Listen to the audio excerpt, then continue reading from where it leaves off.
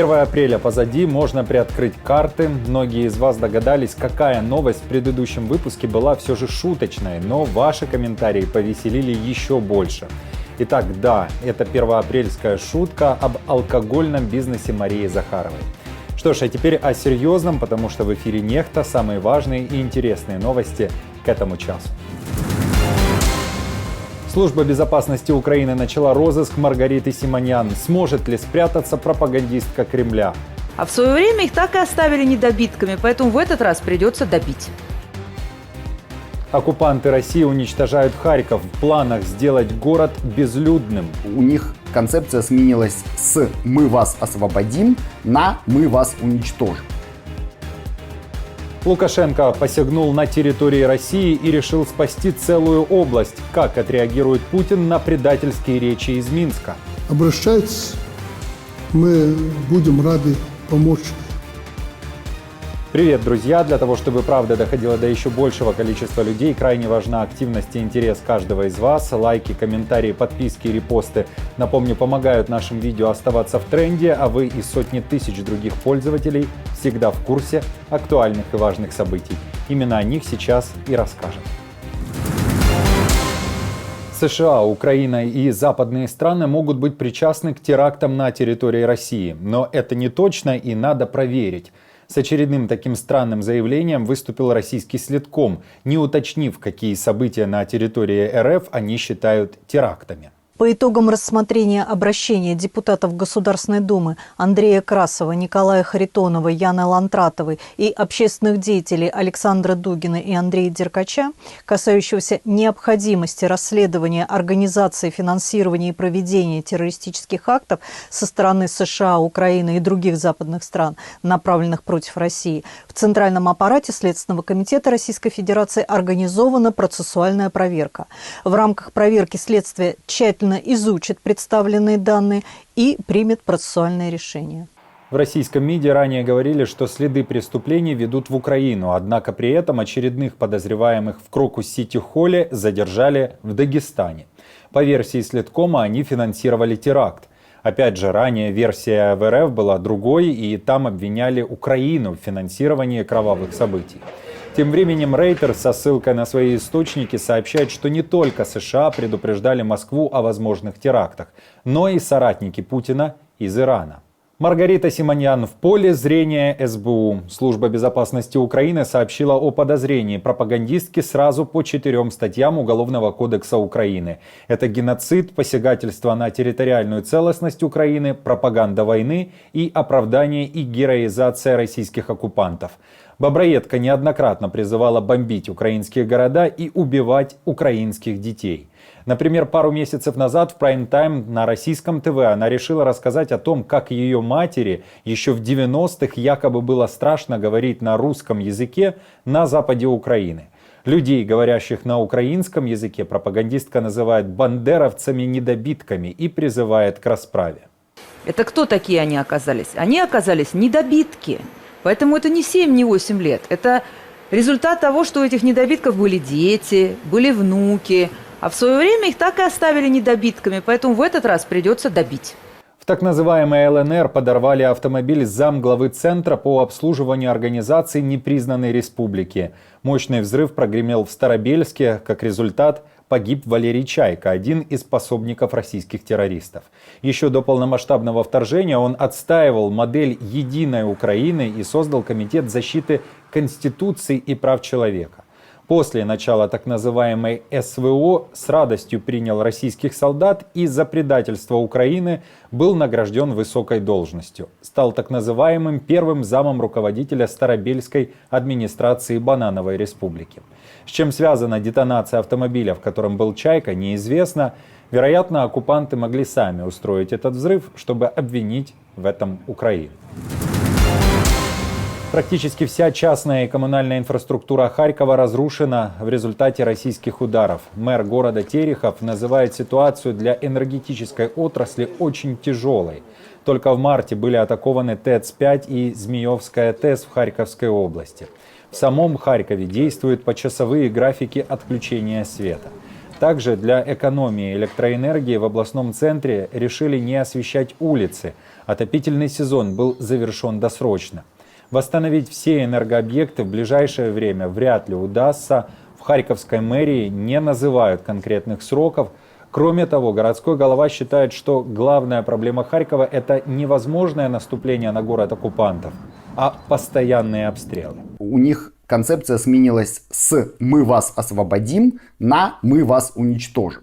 Достаточно вспомнить эфиры этого полоумного Соловьева, где у него всякие эксперты об этом говорили, да и сам он говорит, значит, и в том числе там постоянно упоминается Харьков. 48 часов на эвакуацию мирных жителей и поквартально сносим Харьков. Вот так делали, кстати, немцы, да, нацисты во Вторую мировую войну, когда подавляли Варшавское восстание. Их задача сделать, во всяком случае, приграничье, да, абсолютно непригодным для жизни. То есть Харьков сделать, например, непригодным для жизни, чтобы люди там не могли жить, чтобы люди оттуда ушли. И таким образом образуется такая вот, как бы условно, буферная зона или санитарная зона, в которой просто не будет находиться людей. Вот в этом теперь их цель, в этом теперь их концепция. Это называется концепция выжженной земли. То есть все уничтожить. Не хотите, значит, к нам в русский мир?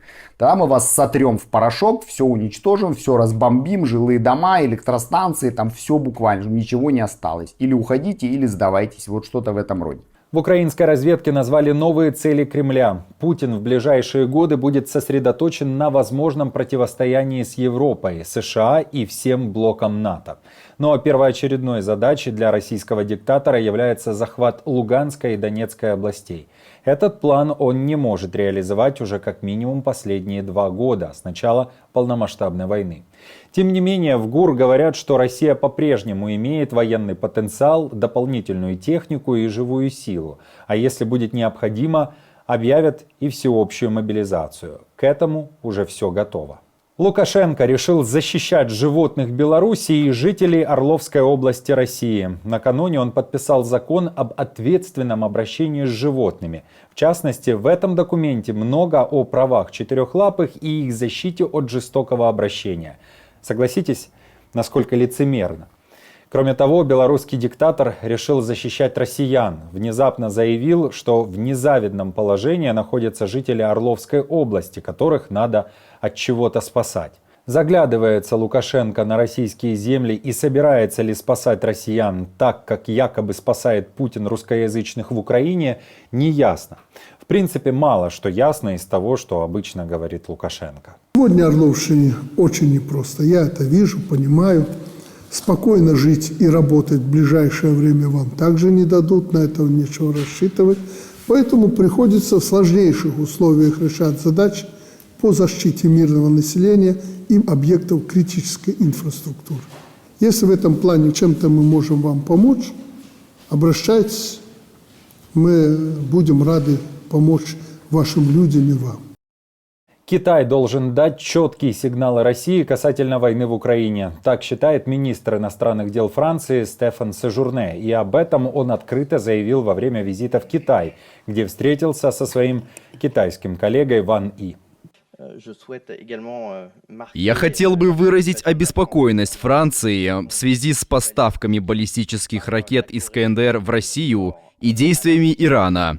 Эти события говорят о серьезной эскалации конфликта. На карту поставлен полный суверенитет и территориальная целостность Украины. Как я уже сказал, на карту поставлена и стабильность международного порядка. Мы убеждены, что прочного мира не будет, если он не будет достигнут путем переговоров с украинцами. Не будет безопасности для европейцев, если не будет мира в соответствии с международным правом. И если мы не поможем международному праву восторжествовать. В то же время китайский посол в России решил заявить, что мирная конференция не может проходить без участия России.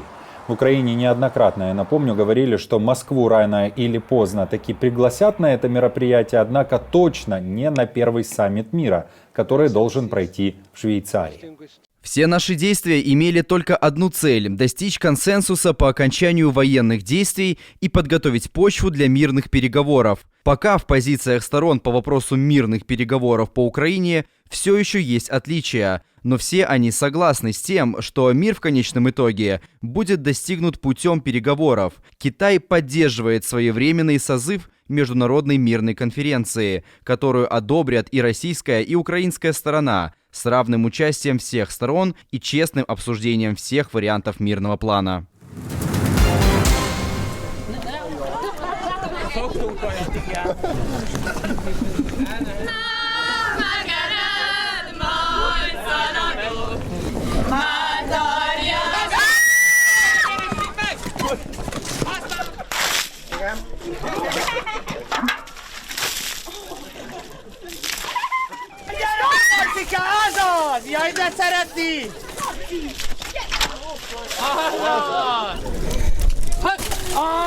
Van még valaki, aki nem szeretne hármadni, maradt még a mezőrben!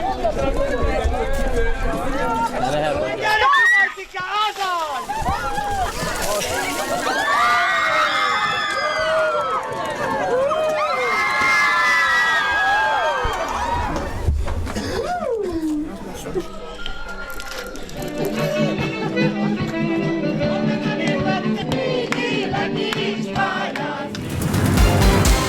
На этом пока все. Если вам нравится наша работа, вы можете поддержать ее кнопкой «Спасибо» под роликом или стать постоянным спонсором канала.